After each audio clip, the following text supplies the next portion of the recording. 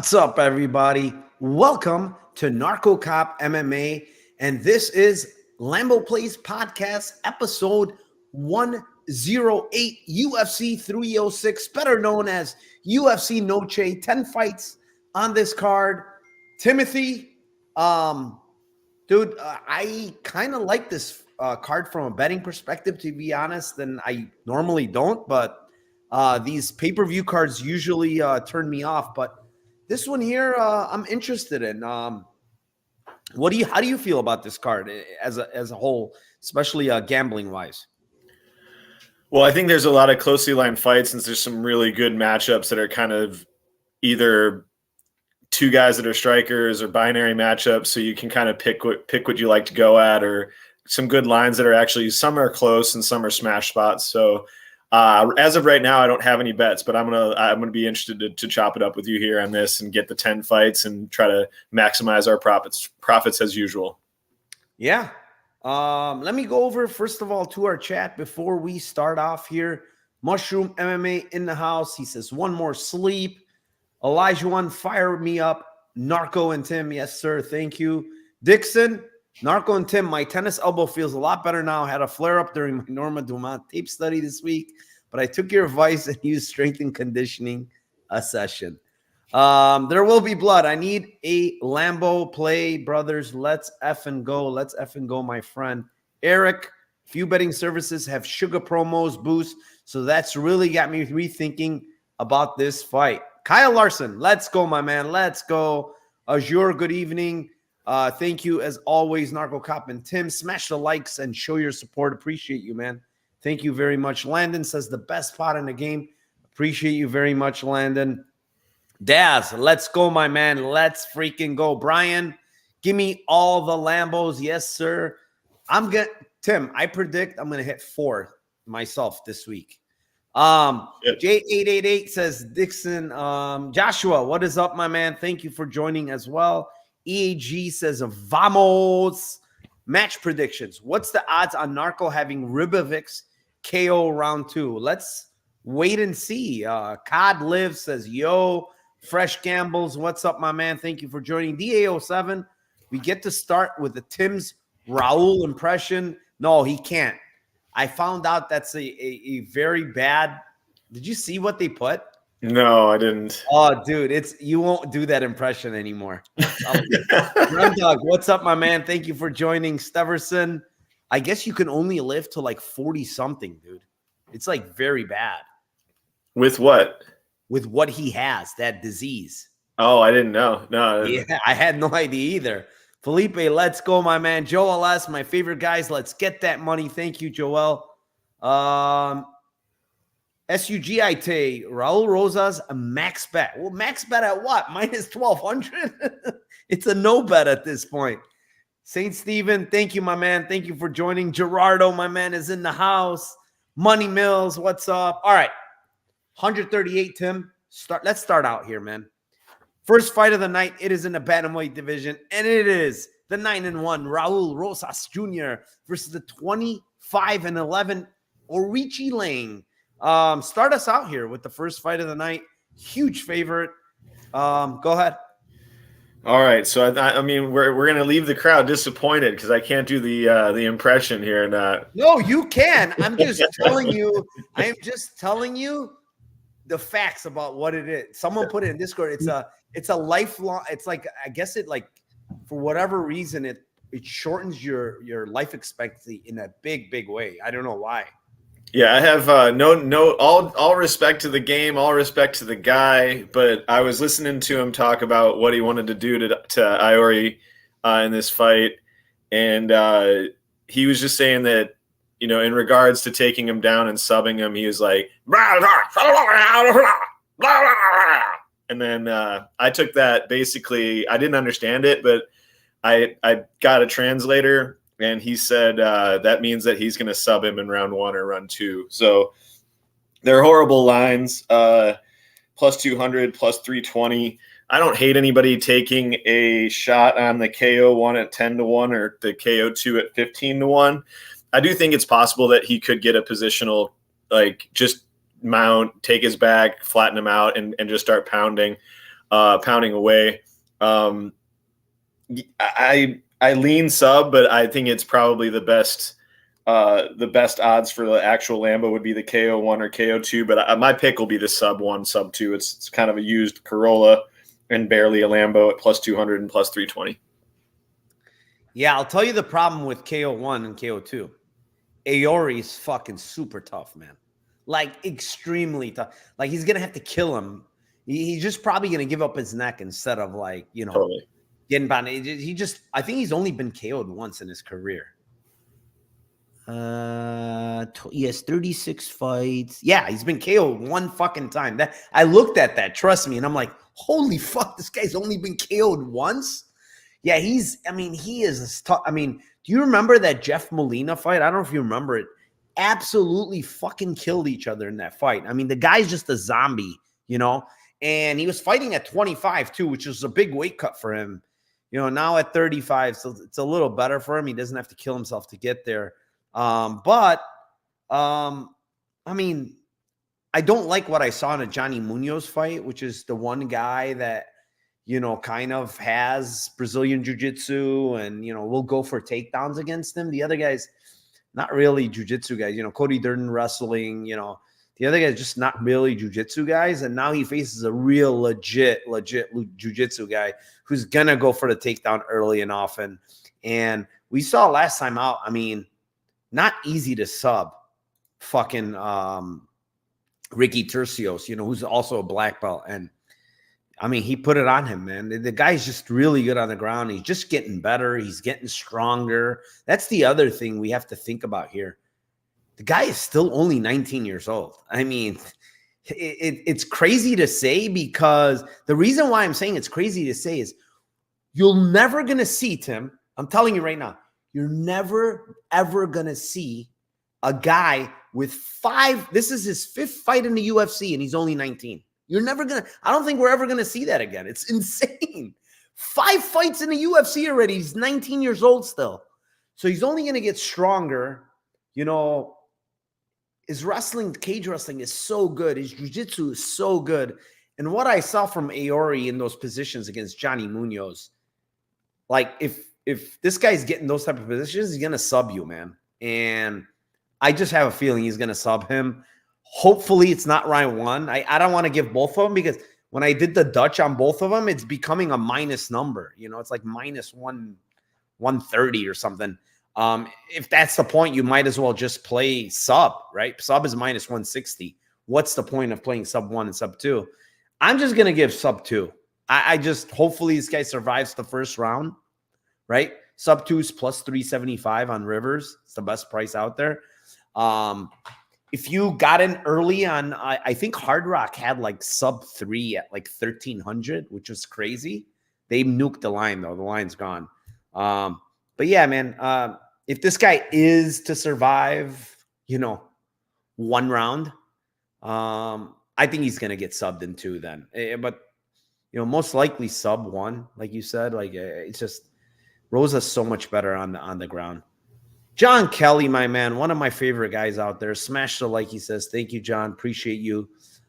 Fight numbers. If you do a lot of DFS, they have a good product out there. And you know, if you're going to support anybody, John Kelly is definitely the guy. I really love the guy. Very good guy.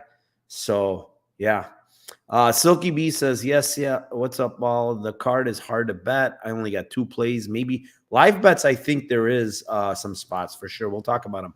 The sub is plus 1. No way. No. There's no way, Joel. The sub is not plus 180 on Hard Rock. It's not. If it is, put your whole account on it. I'm telling you. There's no way it's 180. I looked at it. I think sub 1 maybe is plus 180. Sub 1 is probably that. If it's sub, if just sorry, sub, yeah, he fixed it. Yeah, mine is 180. That makes more sense. Yeah. The under 1.5 is square. Well, I mean, square doesn't always lose, and I think this is a place where 1.5 is probably hitting, man. To me, Aori is just not very good on the ground. I'm sorry, like the guy is just not good. Yeah, if he just goes full guard and tries to survive, is the way it goes over, I think. Yeah, and I don't think A guy like Rosas who loves to pass and stuff, he's just not going to sit in full guard. He's going to pass you. He's too good on the ground. But let's move on. Fight number 2. It is in the flyweight division. It is the 11-5 Edgar Chairez versus the late replacement, the 10-2 Joshua Van. Very good matchup, man. I love Joshua Van as a prospect. He's only 22. So now we're talking about, two guys that are extremely young in back-to-back fights, right? Joshua Van, 22 years old only. He's already has also 4 UFC fights, which is really good. 4 UFC fights, almost a year time. So this guy's been active. He's been taking fights. Very, very good boxing. Very good up and down. When I say up and down, good to the body, good to the head. He works even leg kicks. He works. So the guy is extremely good. The issue I have here is, last time out 2 months ago, very, very short time, got knocked out by Charles Johnson in round 3. It was a left hand that hurt him and a right uppercut that put him out, put him down and basically out. And is 2 months a short period of time after you get knocked out? Sure, it's a little too short. But the major issue I have, and I kind of said it on Spaces, is a guy like Joshua Van, who's never been knocked out in his career, a young guy, 22 years old, making a comeback after 2 months after you've been knocked out for the first time in your life. How does that affect him mentally, right? He's 22 years old, guys. Got to understand, it's going to have some type of effect on his mind. I just got knocked out, and I thought I was indestructible, right? I didn't think I was going to ever get knocked out because historically, when you look at Joshua Van, he's got a really good chin, right? He's been getting rocked, but he recovers very fast. This time he got put out, so it's a little different. The other thing is, in all respect to my man, Charles Johnson, I love the guy. But, Charles Johnson is not really known as a knockout puncher, right? He doesn't really knock out guys like that. And Charles Johnson put him out in round 3, I do think Chairez hits very hard. That's the thing. And he's a very, very big 25er, man. He's an extremely big 25. I think he walks, I read an article, I think he walks around 160. The guy's a big guy. And he's cutting to 25, and we've seen it. The guy's missed weight multiple times. Like it's not like a thing. Like he just doesn't make weight. Even pre-UFC. If you go back to pre-UFC, he's missed weight like 4 or 5 or 6 times, honestly. He always misses weight because it's such a hard weight cut. He made weight here comfortably. Joshua Van coming on short notice. Just recently got knocked out. How did it, help him or harm him mentally, And for me, is Joshua Van's the better mixed martial artist here. He's more skilled. He's faster. He's got better boxing. But there's one consistent thing with Joshua Van is he gets clipped in every fight. Borjas knocked him down in round 1. Borjas wobbled him in round 3, right? That's not a good look anymore because what we've seen of Borjas was kind of not very good, right? The thing with Chairez is he kicks very, very hard. He has very, very strong calf kicks, but he also is dangerous on the ground, for one. And 2, he's got power in his hands. He dropped Tyra. People forget he gave Tyra his hardest fight to date in the UFC, right? And like giving Van this guy on short notice after a knockout, to me, is not good. It's not good for him. I think the line's a little too large, for one. This guy's been to split with Zalgas. This guy's been to very close fight with Borjas. If he doesn't get you out of there, he's fighting close, guys. Joshua Van is fighting close. He lost round 1 to Buenas. You know what I'm saying? And Chairez is probably going to be there for 3 rounds. He's extremely tough and durable. So the one thing I looked at is, why is Chairez plus 1,200 by KO? Like, why is that line there? Guys, this guy hits very hard. I'm telling you guys. And this guy just got knocked out 2 months ago. And now you're telling me this guy's plus 1,200 by knockout? And I know, for the most part, Joshua Van's probably going to strike with a guy that has a good beard and is going to throw hard back. I'm going to take plus 1,200. It's like a no-brainer for me when I know it's very hard to come back from a knockout this quick. when it's your first time ever being knocked out, you know? So plus 1,200, that line, you know, when I look at this KO line on both guys, Joshua Van is plus 3 something, and this guy's plus 1,200. Well, this guy's never been knocked out. Honestly, never even seen Chairez hurt for that matter. I don't even see the guy hurt on the feet, man. His chin is like crazy good. So I don't really get those KO lines whatsoever, man. Yeah, I mean, give me Chairez at plus 1,200 by knockout. I just feel like the line's too big. Is he going to get it? Probably not, but that's not accurate. 8%, you know, him to get a knockout here is too low. John just laid a bomb in the chat too, man. That's a fucking killer line. That's a killer line. He hasn't landed takedowns, and he hasn't really gone for takedowns. Like, he hasn't fought guys where he needed to really go for them. I mean, But Van, the way he sprawled, the reason why I say that is the way he sprawled against Charles Johnson on those, and Charles Johnson had some really, really good takedown attempts, some really quick shots. And man, he showed like really, really good defensive wrestling. Like, and Chairez is much slower than Charles Johnson, you know? I don't know. It could be a body lock, body lock trip takedown where he's just stronger, maybe. You know what I'm saying? Along the fence. That's where I think he could possibly get one. But I don't think like traditional wrestling where he just shoots and gets a takedown. I don't see it, honestly, from Chairez. But body lock, maybe like where he's just stronger and bigger, you know? Yeah, clinch takedown, trip, something like that. Kind of judo throws, something like that. I could see that. 5-1, I think, is kind of stupid for a takedown. Yeah, I mean, I was looking at this fight, and I thought the same thing. Like, I was like, okay, Chairez KO is just a stupid line compared to Van's. I don't have much to add for what you said. The defense, like, short notice for Van, it's not good as well. I also think that it's way too soon, as you said, for him to come back from this. He's shown, I know his grappling in the Charles fight was good, but he's shown major, like, just defensive grappling deficiencies. Don't think his jiu-jitsu is there. Like, when we get, like, I think Tagir was supposed to fight him maybe 2 or 3 fights ago, and I was just going to max bet, like, Tagir by sub in that fight, just because I just don't really think that he's quite ready. I think he's quite green in that area, honestly. Obviously he's young and he could get better, but I was looking at Van KO 2-3, and I was just like, I just think Chairez is like durable as fuck, and I know he could probably get cooked, but I just think that he's really durable. I mean, I think that the most likely outcome is Van by decision, but I just think Chairez ITD or Chairez KO are really good. I do think it's potential, if he does get him down, that he could sub him, but you know, ITD is plus 550. The KO is plus 1,200. Like I said, I think it's a Van decision, just because if Chairez doesn't knock him out or doesn't get him down on the ground or catch a guillotine standing or something like that he did against Lacerda, I just think he's low volume, and I just think he's going to get out volume 3-1 in this fight. So most likely a Van decision. That's going to be later on in my Lambo parlay. So I'm not trying to go against that, but Chairez ITD 550, Chairez KO 1,200.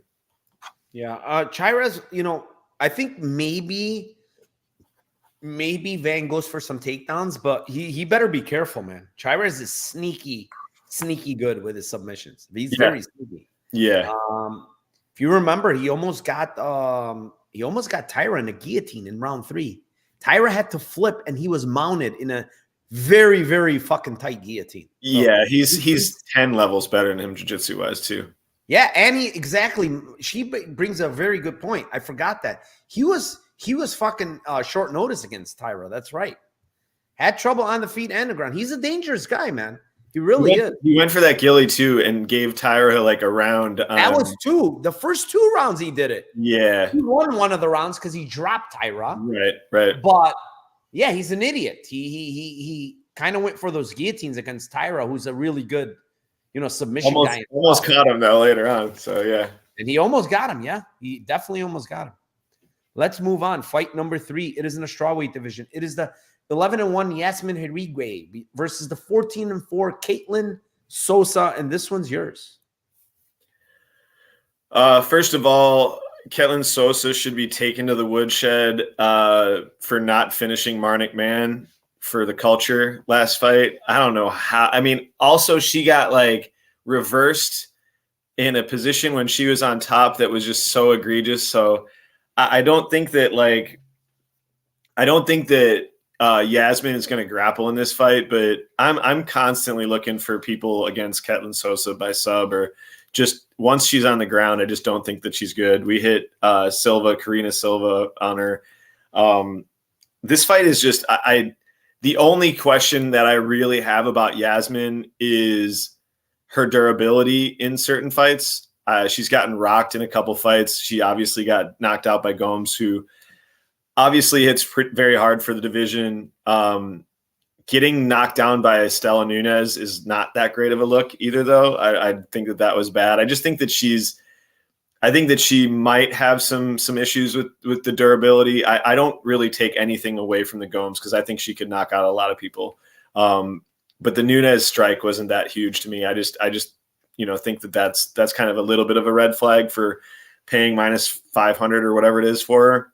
But I mean, this should just be, she should roll her on the feet, I think, unless just she gets bonked. So she's got way better volume, better range management. Sosa just comes in to swing wider shots. I think that this could be a cooking here, honestly. I think it could be cooked later on in the fight. So KO for Yasmin is +300, KO 2 12-1, KO 3 17-1. I don't think that she grapples really at all. I wish she did because her sub line is insane. But yeah, I think she's going to potentially get the KO here or a unanimous 30-27. Yeah, I don't think Sosa's cooking anything, man. Look at the girls she's cooked. Like the girls she's knocked out are all like soccer moms, like terrible. All her knockouts are against like the worst of the worst. When she steps up competition, she either gets finished or she goes to the decision and she wins the decision. All of her losses are by finish, which is kind of crazy at strawweight. Like she's been finished in all 4 losses. It's a little bit of obviously a red flag. She has fought in 125 a lot. I don't know why. She's just too small for a 25er. But for me here, like, I just think Herceg is like the much, much better fighter, a lot smarter. She's getting better. She's only 25. Even though Sosa's young as well. It's just that, the knockout against Denise Gomes, it's like she got caught early, and Denise Gomes hits very, very, very hard for WMMA, so it is what it is. She got caught early, but, she came back. She fought really well against Sam Hughes, absolutely destroyed her basically for 3 rounds. Caitlin Sosa really doesn't have much for her, to be honest. She's not going to be as physical. I don't think there's going to be any grappling, to be honest. I just think she might cook her later, Tim. Like work the body a little bit, kick her, and just cook her round 2 and 3. It's probably not going to happen. It's WMMA. We know how that goes, but you're looking at big numbers. You're looking at +1,000, +1,400. Yasmin, hopefully she does something spectacular at Mexican Independence Day. Maybe that, pushes her a bit more. And honestly, Sosa, you don't need to do a lot before she kind of like is okay. I'm done, because she's been finished multiple times. And for me, like, you could lose, but, leg kick loss in round 1, body kick in round 3 to Carnelosi, armbar in round 1 against I don't even know who that is. And then she got knee barred like pretty easily. Karine Silva, but Karine Silva is, she's very dangerous. But yeah, for me, it's just Yasmin. I'm playing a line where, it's 1,000, 1,400. I don't think it probably happens. It's probably decision. I think Yasmin is kind of a free square this week. I think she rolls pretty easily. They're giving her a girl that, she could pretty much do whatever she wants with here, in my opinion. Do you think obviously I took KO at 330 and then KO 2, KO 3. Do you think that 12-1 versus 10-1 and 17-1 versus 14-1 are good enough to take the KO, or do you think it's greedy? I don't want to be greedy, honestly, because Sosa can get subbed. That's where I kind of feel the same way. Not but that Way is like some like great submission artist. I don't even think he has a single sub on it, right? She doesn't have a single sub, and she doesn't have a single takedown in the UFC. But apparently she has pretty good jiu-jitsu from what I gather, and so, I just don't want to. It's WMMA. Most of the finishes we know most of the finishes in WMMA are subs, right? So why even mess around, right? Where it's 10-1 and 14-1, like, or you can do what we say to do. If you really feel the urge to fucking play something bigger, well, then play and then do round 2, 3 sub. Yes. Yeah. They're huge numbers. They're massive. Yeah. I mean, if you really want to do it that way, What do we got in chat here? Sosa came back too fast from her leg. Maybe she'll perform better. It's possible, but she came back against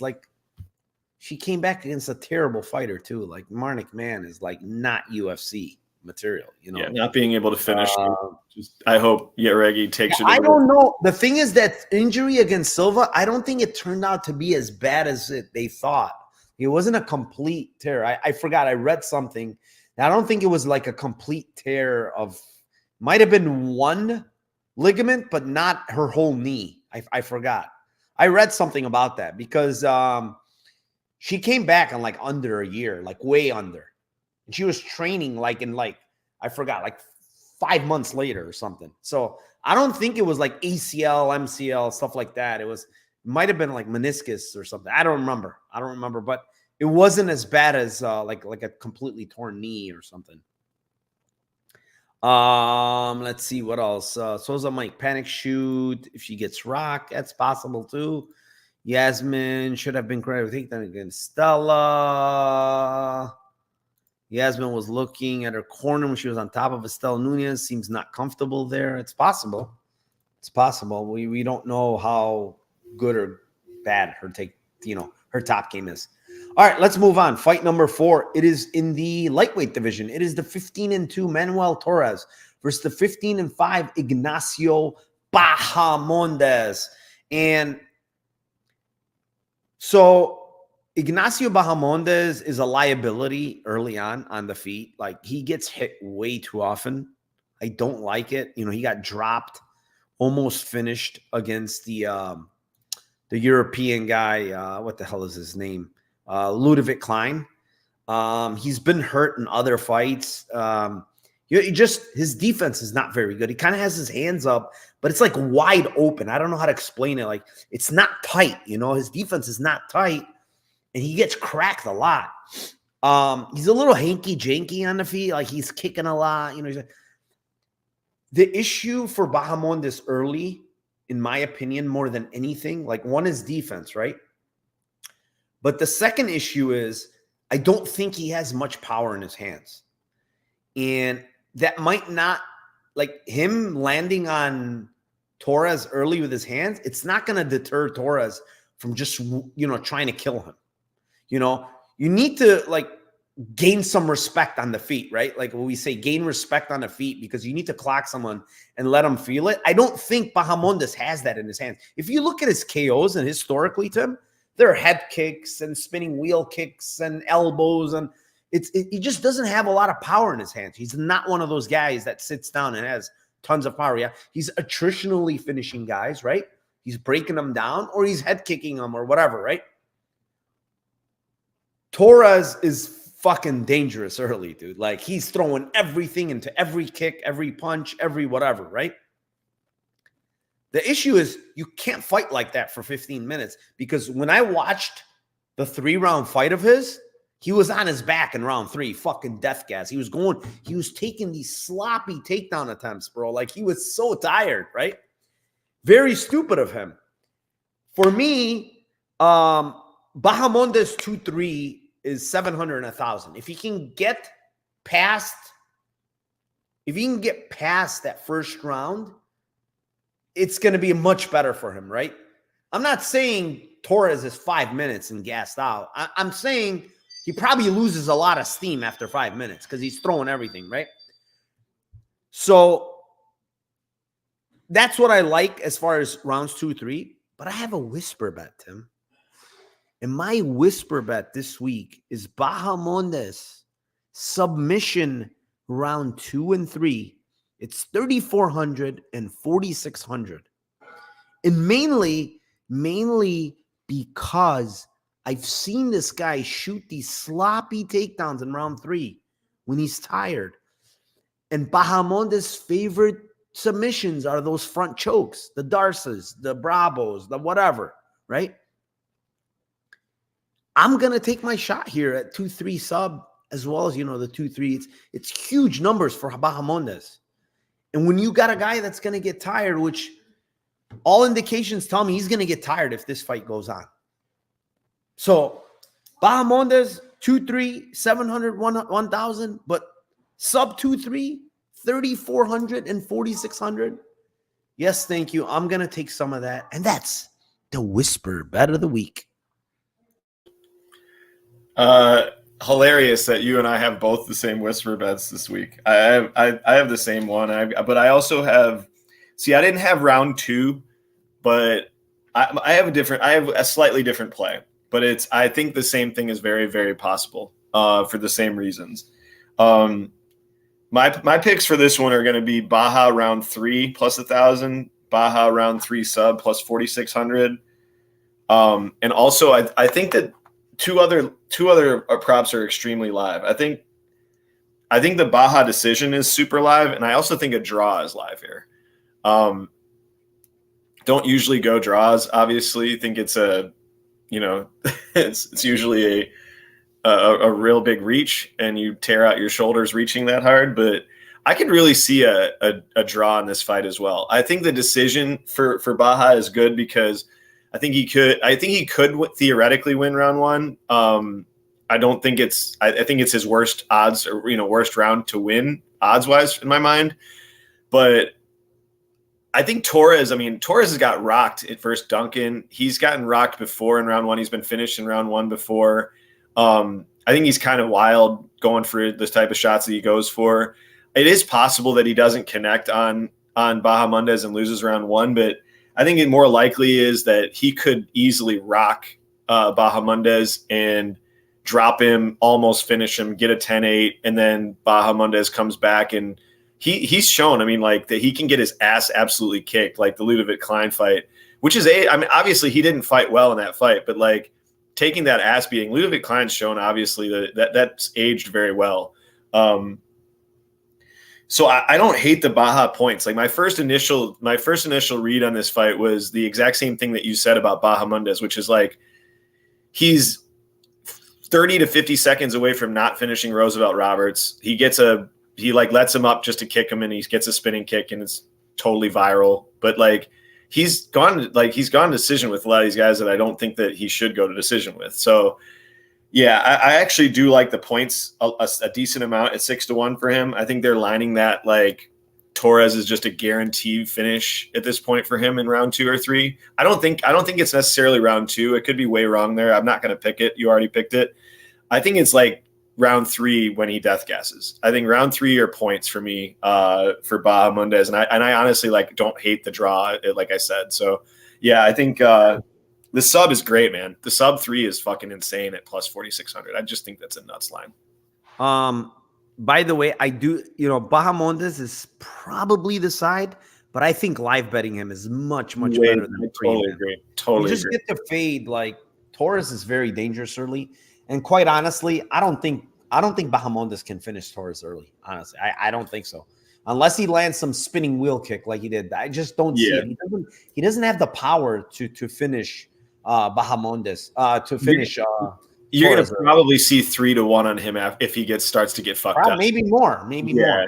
I'm saying at least. Yeah, at least. Let's say he gets starched early and survives the storm. He's probably plus 800. 5-8. Yeah. And then you bet him. You know what I'm saying? And then if he gets finished, he gets finished. But you get a much better line than the pre-flop line. Yeah, you'll get chances to arb off on that too if he starts to rock for sure. All right, let's move on. Fight number 5. It is in the bantamweight division. It is the 15-7 Irene Aldana versus the 11-2 Norma Dumont. And this one's yours, Tim. So, yeah, I mean, this is a really like interesting battle between two fighters that I haven't done great with betting. Norma just like, I don't know, man.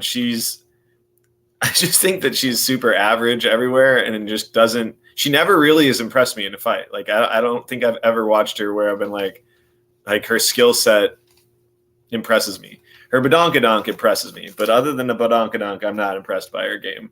I think Aldana here is a much better striker, way more dangerous on the feet, has enough power to hurt fighters of this division. She's really, I think the problem with Aldana is if she gets taken down, I just think that both Norma is heavy on top and Irene just tends to lay on her back and like Turtles kind of just holds position and really tries to hunt for some subs and things like that, but just doesn't really make huge efforts in trying to get up. So I'd be concerned if Norma was able to get her down. The thing about Irene as well is I think that her clinch takedown defense is good, but her like single legs and like traditional like wrestling takedowns are not as good. So I think she'll be okay if it's in the clinch. Like if it's on the cage, I think she'll be a little bit better than if Norma's like catching a kick or something like she did against Jermaine. So I hope that Irene doesn't like go crazy on the kicks, but I had a few on this. I thought Aldana KO at plus 700 was kind of stupid. We have seen Norma get KO'd early in a fight by Megan Anderson. I think it's pretty equal, like power level between, I mean, maybe a little bit less from Aldana, but she's shown that she can knock people out. I don't hate the KO on her, but I tend to lean end split plus 250, Aldana points and Aldana split plus 550. Aldana points is like plus 130 or something like that. I think that's going to be a decision for Aldana most likely. And it probably could be some, she probably outstrikes her and then gets taken down and around. It might be a little bit close. But the decision, the split decision props, I'm telling you, man, these things are just getting worse and worse and worse. I used to love betting those props. I've never bet them anymore. Yeah.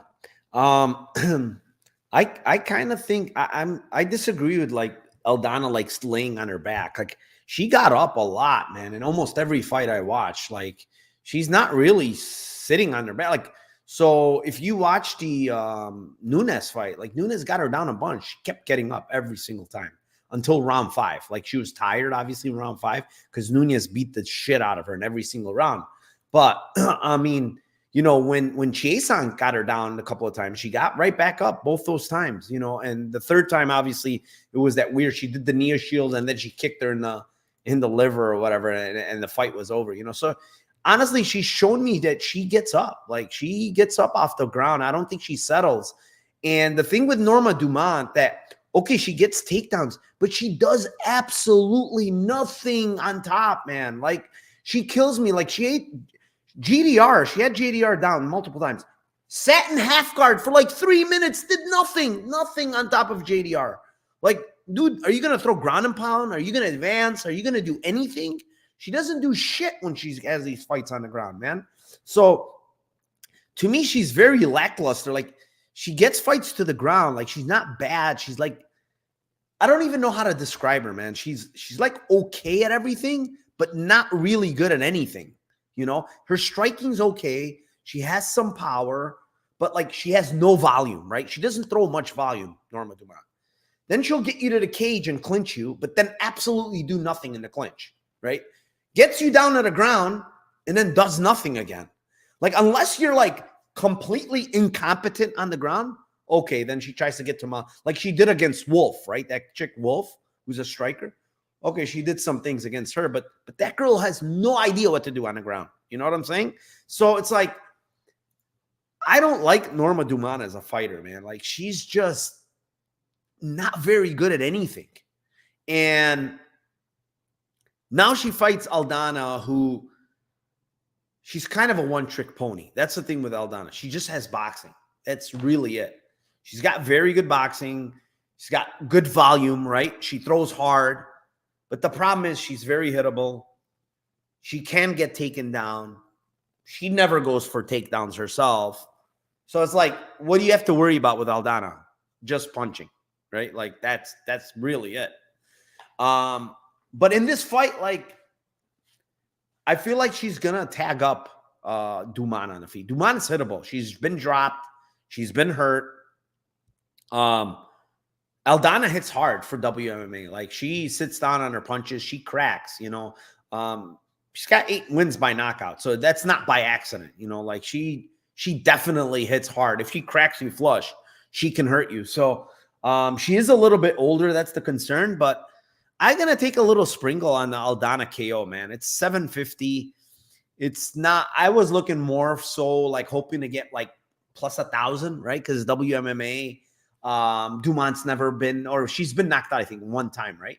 Maybe? Yeah, Megan Anderson, right? That's right. Megan Anderson knocked her out a while back. But yeah, I mean, right? If Megan Anderson can knock you out, I'm pretty sure Aldana, if she lands flush, she could probably knock you out. I mean, she hits hard, you know? So do I think it's going to happen? Probably not. But at 750, I think that's my favorite prop on this card. You know, what am I going to give? Decisions are like horrible on both sides. Split is absolutely atrocious. It's 2.5 to 1. How can you play split? You know, it's like terrible. Don't play that. So I'm going to try the KO here just because one girl's been KO'd. Aldana does have power. She has multiple knockouts. I do think there's a world where, you know, it's Independence Day and she just fucking goes for it, you know, because she's a girl that will bite down and just like go, you know. We saw that in the Hosa fight. It was an absolute war, dude. Probably one of the best fights, man. Women's MMA, back and forth, bloodbath in that fight, man. Both girls showed a ton of heart. All right, let's move on. Fight number 6. It is in the flyweight division. It is the 16-2 Ronaldo Rodriguez versus the 12-7 O'Day Osborne. This is a matchup where, like, skill for skill, right? When we talk about skills, I think Osborne has the better skills. Like, he's the better kickboxer. You know, just the overall probably better mixed martial artist, like cleaner guy. You know, he's got more experience, been in the UFC for a while. All that is correct. But durability, heart, guy's been finished 6 out of his 7 losses. That's pretty fucking hard to do when you're a flyweight, man.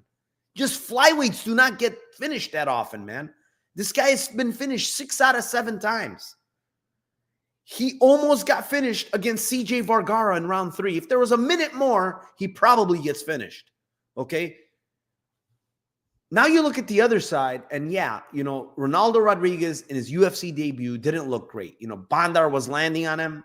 He landed takedowns on him. It was his first UFC fight. And honestly, Bandar, his striking was actually pretty good. I like his striking. And he mixed in his takedowns really well. But he still found the finish in round 2 against that guy, right? And he was landing, doing a... The problem for O'Day Osborne is he faces a guy that has cardio, that's extremely durable, extremely fucking tough. He throws very hard. He has power in his hands. He works the body, and he's going to constantly come forward and pressure you, right? All those things are terrible, in my opinion, for O'Day Osborne. Like, those are bad. He's going to gas. He's going to get put in a bad position, and he's probably going to give up. So I'm looking at this. I couldn't believe that O'Day's KO was lower than Ronaldo's. I don't get it. Well, I think Ronaldo has an insane chin. And I think O'Day can get slept. O'Day can get slept. Ronaldo KO is 450. That's 1. But round 2 and 3, I'm telling you guys, he is going to cook O'Day. I'm just hoping it doesn't happen in round 1. I'm telling you guys, he's going to absolutely cook O'Day in this fight. Okay? Whether it be O'Day shoots for a takedown and gets subbed, or it's standing and he's going to cook O'Day. But it's going to happen. And so 2-3 is 700 and 1,000. and KO is 450. Like I'm gonna play all of them. I think, you know, the best thing would be him knocking him out in round 3 would be great. But if he knocks him out in round 1, I still make money because I like this KO at 450. I think he hits hard. I think he works the body very hard.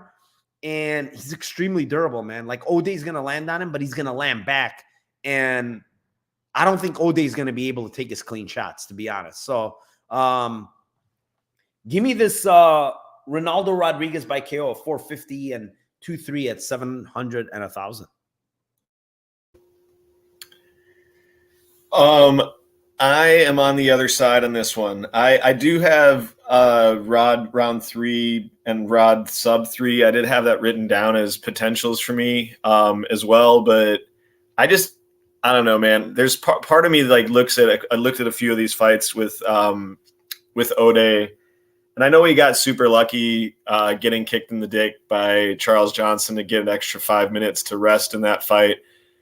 And Charles was on short notice for that fight as well. But I mean, I think he did win 2 out of 3 of the rounds against him. And I felt like Charles, that was probably one of the worst striking affairs from Charles. I think we all know that he's better than that. Then the other losses for me, like there's only a couple other losses where I look at it and I'm like, okay, Manel Kape, he was like pretty even with him on the feet until he gets kneed. Like, that's not, I mean, I just think Manel Kape just absolutely obliterates Rodriguez here. Jaffa Filio, Asu, both are like, again, guys that are, I don't think like Jaffel's like wrestling is great, but I think his jiu-jitsu is super dangerous. Asu's clearly a very, very good grappler.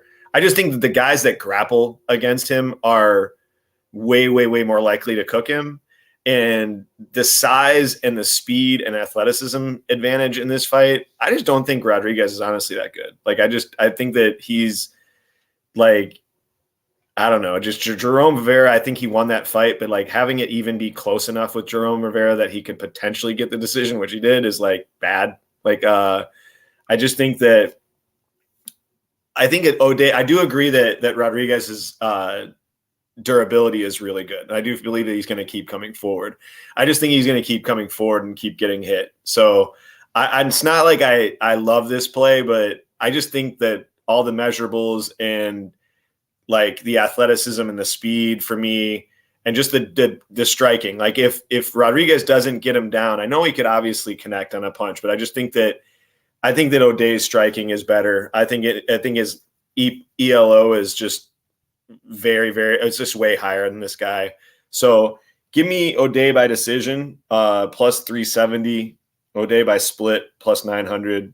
I think like could be a little bit of robbery from a judge maybe in this one as well. But yeah, give me the O'Day by decision, plus 370. I think he could win the first 2 rounds and then it's just survive. I think the other fight was the CJ fight as well. Like, I think CJ would just be the type of fighter that would cook a lot of different fighters. So he was close to getting him, obviously. But I just think that it's possible that this fight could look a lot like that, where it's just like wins round 1, wins round 2, and then just survives.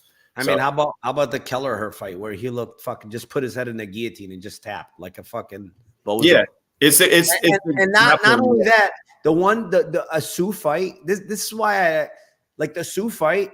The choke was on the chin, bro. Like, he didn't even fight hands and just fucking tapped on the chin. Like, that's are you gonna fight hands, or are you gonna try to get out of it, or are you just gonna quit? That's why I think he quits more to subs than he does to like the KOs are like Nam. The KOs are Nam and a knee to Manel Kape. Like, I just think it's more likely that he quits when he's grappled. But I mean, he was the thing is that Vergara fight is like he was close to quitting there at the end. Like, literally, if there's a minute left, he's probably quitting. He was shelling up on the ground, like almost giving up, bro. Like, I don't know, man. The thing is, it's not coincidence that you've been finished in 6 out of 7 losses. No question. I'm not trying to say that I'm a O'Day backer, like, historically. But I agree with you. To me, he's the more skilled fighter. The only bet that I've had on O'Day the only bet that I've ever had on O'Day was against Charles by decision. Like, that was the only one, because it was like 450 or something like that. He's the more skilled fighter. Listen, he's the more skilled fighter. but I just don't think he has enough. He makes so many mistakes mentally. He quits. Like there's a lot of fighter. I think it's bad against that's how I feel. I think it's bad. Vergara, yeah, he fought, but this guy hits way harder than Vergara. I'm telling you right now. Like power-wise, he's got way more power than Vergara. So, like if he touches you hard, like when he's winging, he has a lot of power, guys. I'm telling you. Like, yeah, he has. You see subs on his record, but I think he has like a lot of knockouts too. But also, the Jerome Rivera fight, you mentioned it, but he was 20 years old, bro. Like, I mean, Contender Series, 20 years old. Like you can. No question about it. Just Jerome is just so bad. That's the thing. Yeah, but 20 years old, it's hard, man. It's not easy coming in a Contender Series at 20 years old and trying to perform. He still won the fight. Honestly, he got robbed. Be honest with you, he got robbed. He got robbed in that fight. But either way, I have some like people that are trained with him and really good friends with him, and man, they're telling me he's looking really, really. And that's the other thing. He's at Extreme Couture. He's training there now. Better training partners. And the other thing that's real weird, Tim, now that you mention it, I remembered. Osborne used to train at Extreme Couture, but he left. And he's not. It's like doesn't make sense. Like this new guy came into Extreme and you left. Like you've been there. I don't know what happened, but he's training with Dewey Cooper, I guess. Only I don't know. I don't know what O'Day is doing, but it is what it is. Let's move on. Fight number 7. It is in the lightweight division. It is the 15-1 Daniel Zel Huber versus the 13-1 Esteban Ribovics. And this one's yours. Dude, I think this is going to be a banger of a fight, man. I'm really excited to watch this fight. I think both of these guys are exciting strikers. They're both not really tight, like grapplers, so that are going to be delaying a fight. And when they strike, they both, I mean, minus the Trey Ogden fight for Zel Huber, where it just seemed like he had like something going on in his brain. It was blocked in his debut, which we've seen a bunch. I obviously there's a huge measurables advantage here for Zel Huber. He's taller. He's got an 8-inch reach advantage. But I think like the big weakness on Ribovics has been his takedown defense and his wrestling. And I just don't, unless Zel Huber is like plans to fight outside of his norm here. I think he's gone for one takedown or gotten one takedown in the UFC so far. So I don't think that he's going to wrestle unless he's having major trouble in the standing. Zel Huber also has lost, I don't know how many, but he's lost a decent amount of round ones. He's gotten clipped in a bunch of fights early and then eventually like got his reads and then got his game going and was able to finish some guys later. I just think this fight is like, I slightly lean on the Zel Huber side. I think he's probably like minus 160, minus 175 range is good. I think the money line is just a little bit wide. I think Ribovics has a bunch of different strikes that he can go with. I think that if he can get into range, he can definitely connect on Zel Huber. He's shown it's similar to like Bahamondes. I think he's definitely better defensively than Bahamondes, but if you can get into range, he can be hit. And I think that that's going to be the test if Ribovics can do that. I like Ribovics' kicks as well as his boxing. I think that it could be a very close 15-minute standing fight. So give me the dog by decision and give me the dog by split. Ribovics points plus 390, Ribovics split plus 900. I think they're pretty good lines. I think the fight goes. Yeah. I think Zel Huber's, both guys are actually really good, honestly. I'm impressed with both guys. I think super durable guys, both of them. Ribovics reminds me a little bit of Francisco Prado, but a lot more polished, a lot better, if you know what I'm saying. A Wagyu version. So we usually go Walmart version, use the Wagyu version. Yeah, Prado is probably prime, maybe a little bit less. What's the other one? Choice. We got Choice. He's probably Choice. Yeah, he's probably Choice right now. He's very young. Prado is only 22 years old. Yeah, he's super young, Ribovics 28, a little bit more seasoned, been in the UFC a little bit longer, fought, the better level of opposition, has some good wins, so, the guy's training at Kill Cliff for a while now, so he's just getting better and better, extremely durable, right? Very good chin, very good cardio. The one place where he lacked, right, is getting taken down, right? He gets taken down quite a bit. He uses a lot of the Kimuras for sweeps, and he has a bunch of like Kimura submissions, because he literally always goes for them. But Zel Huber's, honestly not the guy that's going to sit here and wrestle. Like, the guy's a kickboxer. I know he said in media day, whenever you have two strikers, it turns into a grappling match. I might just go in there and wrestle, he said. That's what he said in media day. I doubt it. Like, this guy's not going to wrestle. And if he does, I don't think he's keeping Ribovics down. Like, Ribovics probably going to get up. I do think the line's a bit wide here. Looking at the way Zel Huber fights, kickboxer, he gets hit a lot as well. He fights kind of close. Lucas Almeida hurt him very bad in round 1 in the Contender Series, right? He got wobbled by Yagos pretty damn bad in round 1, right? So the guy is still very durable. Don't get me wrong. Yeah, he gets wobbled, but he comes back like strong, right? The issue is Ribovics going to be there for 3 rounds, man. He's tough as shit too. So I do think the money line's a bit wide here. Maybe 160, like you said, is a fair line. 170 maybe for Zel Huber, just because he has the length. He's a little bit younger.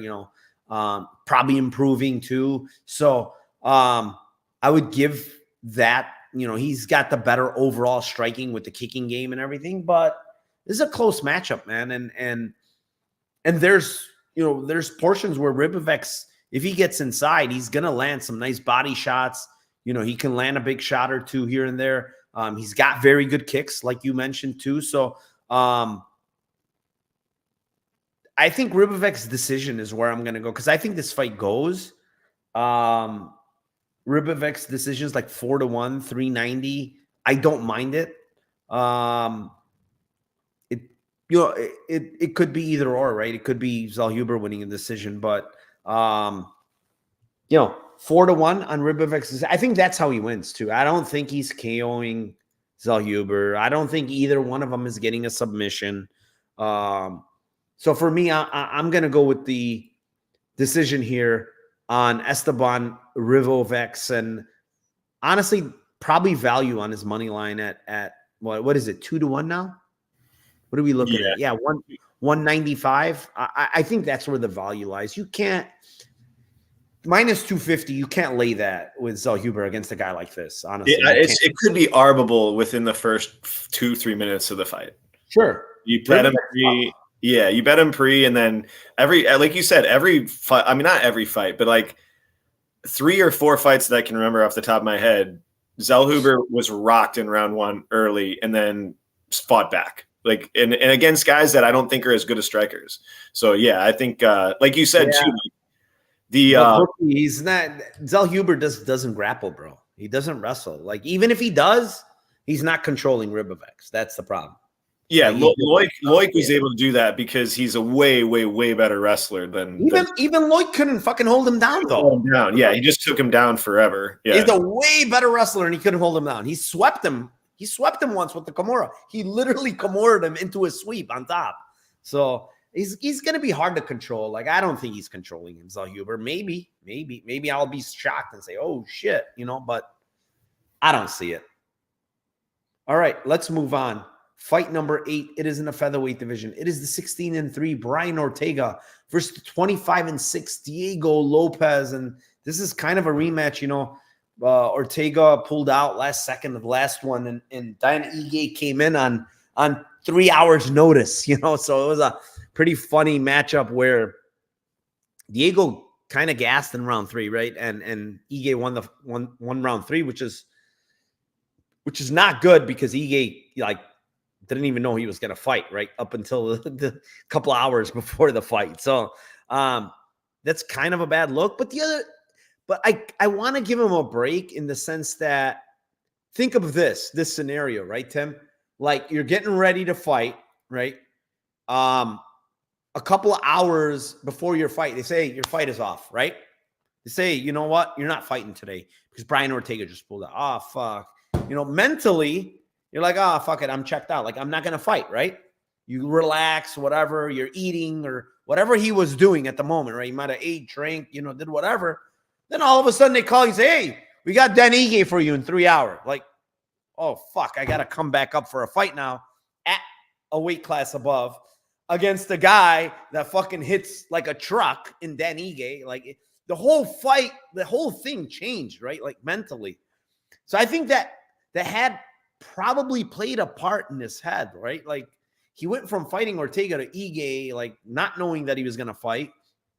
And then the other part is, like, you fight a weight class above, like, oh, you got to, you cut all this weight for 45, or you're planning to cut for 45, and then now you have to fight at 55, right? What he has shown me in the Movsar fight tells me this guy has pretty good cardio. Like, to attack that many submissions, that type of fight with a lot of grappling, you probably have decent cardio, man. You don't look like you have bad cardio. So Brian Ortega, mentally, I don't know if he's in the game anymore. I'm thinking maybe he's back. Maybe he's back in. He's back with his, his girlfriend or his wife, back with his kids, which was a big part of his mental problem at this point in his career. So that might be a good thing for him. He made weight. I know people were putting all those pictures. Like, I didn't really care about it. I knew he was going to make weight. I kind of feel like this fight goes, to be honest, but like, one guy kind of feels like he's not really committed to the game, and that's Brian Ortega, to be honest. Like, I don't know how committed he is to MMA right now. Like, his family, yeah, he's probably in a better place right now, but how committed is this guy to MMA at this point in his career, And, quite frankly, he's fought one time in the last 2 years, and that was against Yair.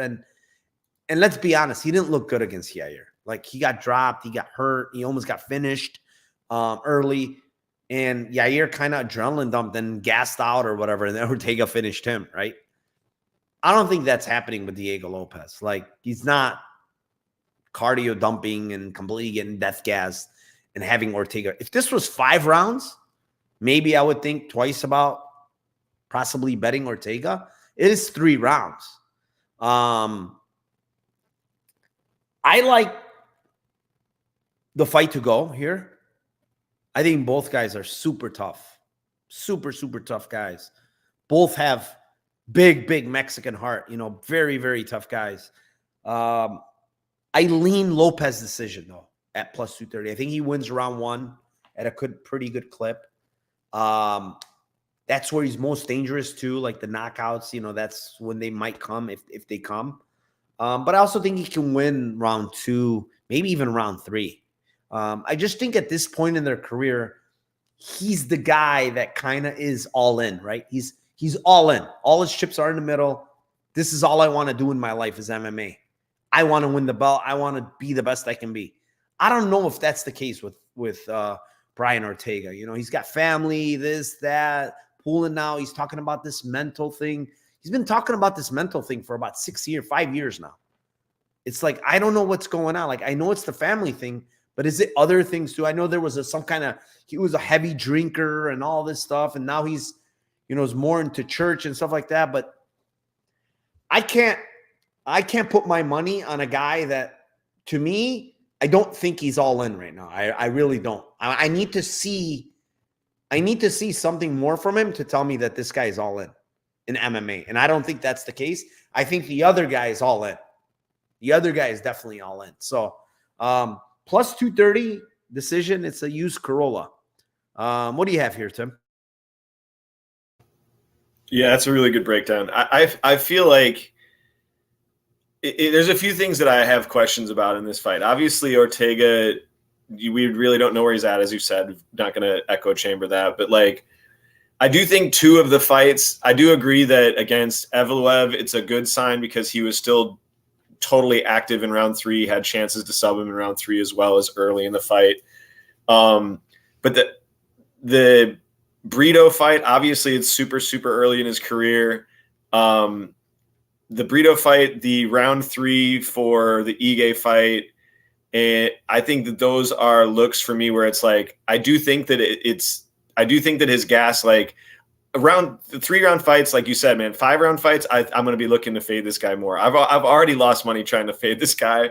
I think he's proven he's completely like just kicked my ass betting against him. So I feel like if I bet, I told myself if I bet Ortega in this fight and I lose, like I need to get like Diego Lopez's haircut. Like I need to convince myself never to bet against him again. So if I like get the haircut, it'll be, I look in the mirror, don't ever bet against this fucking guy anymore. Maybe I just do like the shaved head and I go the full Charles Oliveira blonde thing, you know. I got to do something if I bet against this guy and lose, because he's kicked my ass so far. The problem with the other question that I have is the fact that if Ortega wrestles, he's never really wrestled hard in fights. Like he's never like completely gone after takedowns, and most that he's ever gotten in a fight is 3. And he's done it a few times, and two of the times that he got 3 were 5-round fights, or 4 and 5-round fights. So if you would tell me that like Ortega is gonna go for 6 or 7 takedowns in this fight, I would believe that he could get number one, that I think that he could get him down, and then I think that he's safe enough to stay on top. Like I think that he's got the jiu-jitsu to match Diego's and be able to, like, it's better than Mosfar. Mosfar almost gets subbed by a ton of guys. So I think that the jiu-jitsu is like a wash, and I feel like he'll be able to, if he does get takedowns, I feel like he'll be able to stay. I think that that's more his path to win. The problem is that I don't think that he's going to do it very much. So I will say he's been wrestling a little bit more than early in his career. Like he just has, for whatever reason. Yeah, I do think that that's like his win path. Like I do think I don't think it's going to be him winning on the feet. Like I think he's going to get out-volumed on the feet. I think the bigger shots will be from Diego. I think Diego's clearly more athletic, just clearly way quicker and faster at this stage. And like the path for Ortega in striking battles is just, minus the Korean zombie fight, I think it's like, I just think that he's like coming back in just the dumbest ways. Like he's just like Homer Simpson his ways into these wins. So I just don't think that that's like his way to win this. I do see a potential top time 2 rounds decision for him though. So I'm leaning Lopez points plus 230, Lopez split plus 700, and then end split at plus 425. I think that it's potentially. Wait, Lopez you like, or I like Lopez by points well as you. I do think that it's going to be his decision. I think he's probably going to win the first 2 rounds, and then round 3 might get a little bit closer.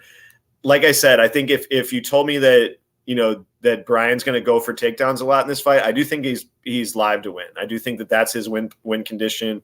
Get on top, be able to stay safe, throw some ground and pound. I do think he has got good enough jiu-jitsu to do that. So I just don't think he's going to do it. I mean, he might do it, and I'll be pissed off if I miss my chance to bet and win against Diego. And if I bet him and after losing, and then first time I bet him, he fucking loses, that would be hilarious. But yeah, I'll go with, I'm on the same one as you. Lopez points plus 230, potentially Lopez split plus 700, and split is plus 425. Yeah. I mean, he can get takedowns. I think they'll get back to their feet at some point. Like he's not holding Lopez down, because Lopez will threaten some stuff and probably get back up, you know. And both guys are very good on the ground. I don't see a sub, honestly. It'd be hard. Maybe club and sub if one of them is like hurt and they get a sub, but I don't really see a sub. Like I think if somebody subs somebody, I think it would be like an Ortega round 3. If really. I thought to myself, I thought it's going to be some kind of meme sub from Lopez, because he goes for so many. Like heel hooks, this and that. You shouldn't get heel hooks against a high level guy That's like why Ortega. that's why I think it might be like, I think his are he might be able to pass on him and get into like the triangle. I mean, he's T City, dude. He's like, triangle is his fucking game. Like he's got a legit game with that. Yeah, he does lay on his back, but he attacks subs though. He just doesn't, he doesn't lay on his back and close his guard, right? He's like attacking when he's on his back, bro. Like he's not the type of guy that lays on his back and closes his guard. He's always a million submissions. So he makes you uncomfortable, Like you watched the Brito fight. He almost fucking got like, if it wasn't Brito, a lot of people get tapped there. I mean, Gavin Tucker's a very good Brazilian jiu-jitsu. He's got very very good black belt, and he made him look silly. Like T City is skilled, but he's not a great control guy either.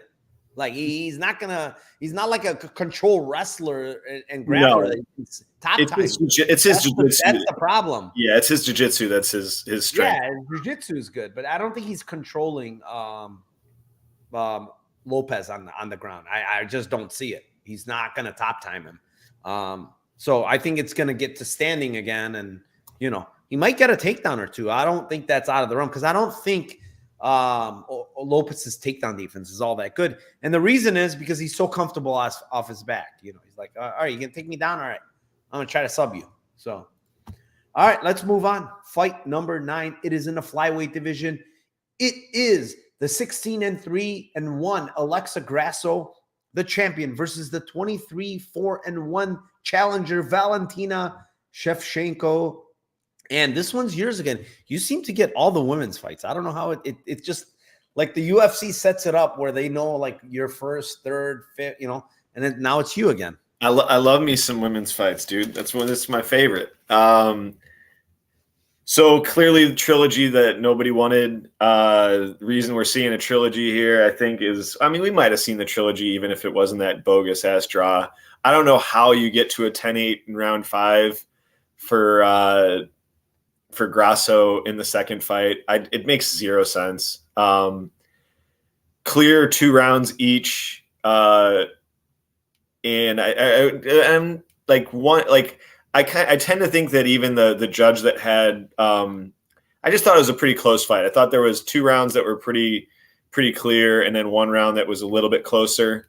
But the 10-8 in round 5 is just so fucking stupid. It made zero sense. Like it just so I just hated that judge.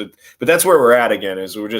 I feel like this fight goes. I feel like a few different things. Obviously, we've seen Shevchenko at this point seems to be just a little bit worse in the feet. She seems to be getting hit a little bit more. Alexa was able to get some power shots. She dropped her, put her into a cartwheel after dropping her, and was able to hit her in the body a lot. I don't think that Shevchenko was like getting struck to the body as much as in that last fight. I think the defense for Shevchenko striking wise is been getting worse and worse. She's obviously 36 now, so I think she's pretty getting up there age wise for this weight division. That being said, like I thought both fights, like she was winning a majority of the minutes. Like I just think that she's clearly can grapple. She's grappling more. I think Grasso, I think she caught her obviously, and the mistake is when you go for head and arm throws that you can give up your back. And I think Grasso knew that, and she studied that over and over and over, and then caught her on it. Pretty much did the same thing in the second fight. I don't know. I just think that the minutes were, I just don't know. Is that like, again, replicable? Like, is that something that she's going to be able to repeat over and over and over? Maybe she is. Like, I'm going to go with it's stupid because I do love playing the moment fighters, and I usually do go that route a lot of times with the Lambo plays, but I feel like this is like, I just got to go with the minutes. I got to go with the fighter that can get takedowns and has some grappling. It's a women's fight. I think standing is pretty close to even, maybe a slight edge to Grasso right now for moments and power, but I think the volume and the kicks, I think the boxing for Grasso is a little bit better right now. I think the the kicks and the all around striking is probably a little bit better for Shevchenko. So give me Shevchenko by points at plus 180. It's a shitty one, but give me Shevchenko by split at plus 600 as well. I just think that somebody's going to see this fight the wrong way. And even if somebody wins 49-46, 49-46, it's going to see a 46-49. So craziness as usual. Yeah. I mean, I agree with you. The first fight, Valentina clearly was winning prior to that. I don't know even what you call that. Honestly, a quit job. It looked very weird how she gave up that choke and just like tapped, like didn't even fight hands. I don't know what happened. And then in the second fight in round 5, again, she like crumbles to the ground somehow after, I don't even know what that was. She was throwing a strike and she got her back taken, got flattened, and started getting pounded out on and almost got finished, honestly. Again, for me, it's kind of not a coincidence that in both fights, her technique and just the overall, her fighting, it looks like deteriorating as the fight goes on. Like she looks very sloppy. It's not really like the Valentina that we've once seen. She's not a sloppy fighter. She's very technical. She's very good on the feet. She's very good with her grappling. And she just looks, to me, a lot slower, a lot less technical. Her cardio doesn't look the part anymore later in these fights. She's getting tired. Grasso is the one hurting her in both fights. Grasso is the one that's close to finishing in both fights. It's not really about moments anymore for me, because that last fight, to me, it could have been easily 2-2 going into round 5. It's not like Shevchenko was easily beating her, right? The problem is we're a year later now, right? What have we seen? I've seen Valentina slowing down. She's getting older. It's 36, 37. It's a year later, right? Grasso's only 31. Grasso's going to be working on anything and everything right now, and mainly takedown defense, right? She knew this fight's coming, right? She's working on fucking takedown defense for a year now. She has more power on their hands. That's for damn sure. I've seen it. The punches are just affecting Valentina a lot more. And, Valentina historically is a tough girl. She's just been getting wobbled, against Grasso, not taking punches good. Her gas doesn't look the same. She looks slower. All these things. And now you add 1 year later, Tim. You tack on a year to all this. And for me, it's like, the writing is on the wall for this girl. And, I love Valentina. I think she's probably one of the best women's MMA fighters ever. But she doesn't look like the same Valentina to me honestly, in both those fights. Because the old Valentina doesn't get gassed like that in round 4 and 5. She doesn't make those stupid mistakes, Tim. She made them in both fights. That just tells me that she's getting a lot more tired. She's not as cognizant later in these fights because she's older.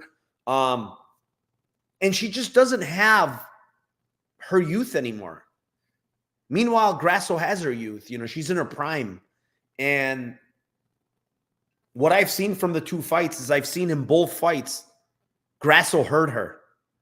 And I think, she got the sub in one and she had her back in the other. But I think the line has flipped now. People are all playing submission now. And no one's playing the KO, right?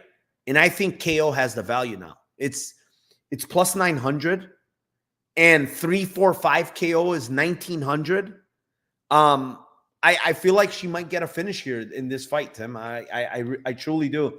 I think finishing 3-4-5 is possible. And what I've seen from Shevchenko is she slowed down, man. She's really slowed down. And this is one more year on the shelf of a girl that's 37, older, and possibly on the way out, man. What is she, if she loses here, what's she going to fight for, right? I think she's done, right? So for me, yep, I like Grasso here in a decent way. And I think it's a late round stoppage, to be honest. let's move on. Fight number 10, and it is in the main event of the night. Before I move on, 443 live viewers. Appreciate you guys very much. Please hit the like down below and subscribe to the channel if you haven't. My link to my Dub Club is down below. It's also access to my Discord, including all my plays. Been rocking and rolling in boxing every fucking week. It's crazy. MMA, not great, but not bad either. So we've been killing the live. So yeah, link down below, guys. $25 a month if you want to join. With that being said, main event time, Tim. It is in the bantamweight division. It is for the bantamweight championship. It is the champion, the 18-1 Sean O'Malley versus the 17-4 Merab Dvalishvili. And I will kick this one off. I like Merab here. I mean, I like Merab. I think, you know, the Jan fight to me was pretty telling. You know, 6 takedowns. You know, everybody looks at Merab as a one-trick pony. I kind of disagree, man. I think he has decent striking. He's improving his striking. He has a lot of good kicks, a lot of good leg kicks. Look what he did to Jan in that fight. Like, he killed Jan's leg. That's how most of that happened, right? He killed his leg. And so, for me, I think that Merab can kick the legs. He's a bouncy guy, right? He's like one of those guys that's constantly moving, bouncing everywhere. So it's hard to really time when he's going to shoot. Like, you don't know as a fighter when this guy is going to shoot for a takedown because he's always bouncing. He's throwing a lot of strikes while he's on the feet, right? So you got to be wary of his strikes. And then he shoots for a takedown when you don't least expect it. So the problem with him is that, you know, you don't know when he's going to shoot those takedowns. He has good freaking kicks. And I love Sean O'Malley. I think he's a great striker. He's got good footwork. But I don't think he has great takedown defense. I just don't. Jan is a historical boxer / Muay Thai striker. Shouldn't be able to take you down 6 times out of 13, you know? And he did. And Sean O'Malley looked tired in the 3rd round, right? What's going to happen when it's round 4 and Merab is still shooting a million fucking takedowns, right? It's just hard to deal with. So for me, I don't think Merab finishes him. You know, I think it's just more control and stuff like that. It's the most likely outcome for me for Merab. It's his decision. It's 195. I mean, I did sprinkle 4-5 just because there's a world where, you know, maybe Sean O'Malley is just extremely fucking tired and Merab, you know, works him. But yeah, I like Merab here, man. I can't bet against the guy that's plus money, that's going to shoot a million takedowns, and probably succeed in a lot of them. Like, I just think he's going to get a lot of takedowns here, and O'Malley's going to constantly try to work back up and constantly get taken down. And you know, how much power is he going to have come round 3 and 4 when you're working him back up from takedowns? I think if he's going to stop Merab, it's got to be very early. So, yeah, give me Merab decision here, plus 195. That's my Lambo play. It's not even a Lambo play, whatever you want to call it, but it's a play. What do you got here, Tim? Yeah, I think this is just a fantastic matchup and just a classic binary fight. I feel like it's just tough. It's tough to bet this fight and look at it and be like, oh, I don't disagree with you. I think like it should be a 50-50 fight. I don't think like, I think it should be lined completely evens. I think that if you're on a money line or if you're saying like, you know, who's the value at this, I think it's got to be Merab just from all the points that you had made. Where I might push back a little bit on the Jan fight is Jan was able to get down Aljo with some takedowns at that fight as well. His striking is totally different from his striking against O'Malley is he was landing on O'Malley as well. And it's like, you have to worry about his strikes. So it's like the positions that he was able to get on him were also, you know, him really worrying about him striking. So I just don't think that Merab is like, I don't think he's anywhere near as good a striker as Peter Yan. obviously he whooped his ass in that fight, but he shot 50 takedowns. And like you said, he kind of broke his movement and kind of broke his spirit in that fight. But to me, there's also the other thing that you said about Merab too, that I think is good. And I think it also goes to his side as well, is the leg kicks. I mean, Chito Vera broke his leg in that fight. Like that's why he won the first fight against him, was and that's been the knock on O'Malley, is like, yeah, dude, how does this guy's leg hold up? He's got chicken legs. Like, can Merab get to that? And can he take a few shots and be able to kick his leg off? And I could see like the round 4, round 5 KO in that sense, or the round 3, 4, 5 KO for him in that sense. But I don't know, man. I've seen Merab eat a bunch of big shots. He got lit up by Marlon Moraes. That fight could have been stopped. Thank God it wasn't, because I had Merab in round 2 by KO in that fight. So I like that. But that fight easily could have been stopped if it's Jason Herceg in the wrong mood. And I think he also got rocked by Henry Cejudo, and they both rocked him with the exact same shot. Like he overthrew an overhand right, and then they countered him with lefts.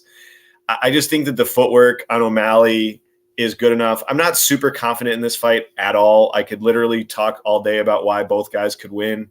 And I don't think that anybody that's saying like, oh, I'm like super confident in this fight, or I don't see the other guy's chances at all, is just bullshitting. Where I think that O'Malley has a lot of chances in this fight is I think his footwork's elite. I think his countering and his snipe ability is elite. He can fight off of his back foot. He can fight off lateral movement. He doesn't need to walk guys down.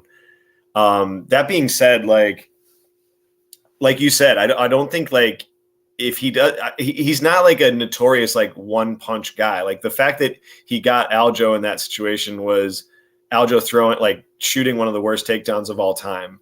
I do think that that's possible that Merab could do that as well. He tends to shoot from very, very far away as well.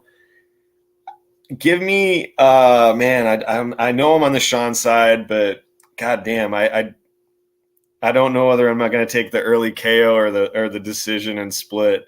I'm going to go with flip a coin here. I'm going to go with the decision. It was my first one, so I'll go with my first thought. I'll go with decision. Sean decision plus 450. Sean split plus 1200. Also potentially could see a draw in this fight as well. But yeah, I think I'll knock off the KOs.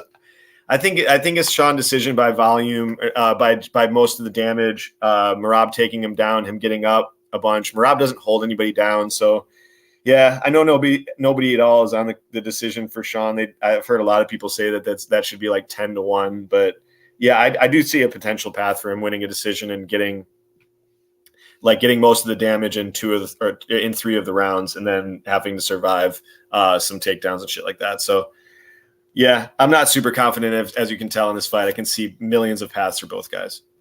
Yeah. I mean, it's a good fight. I like both guys. I value like a guy who's gas tank and wrestling prowess, sure. and your plus money. Like, and the crazy thing is, the funny thing is, everybody's like playing O'Malley. He was minus. Aljamain Sterling was minus 275 versus this guy. Yeah.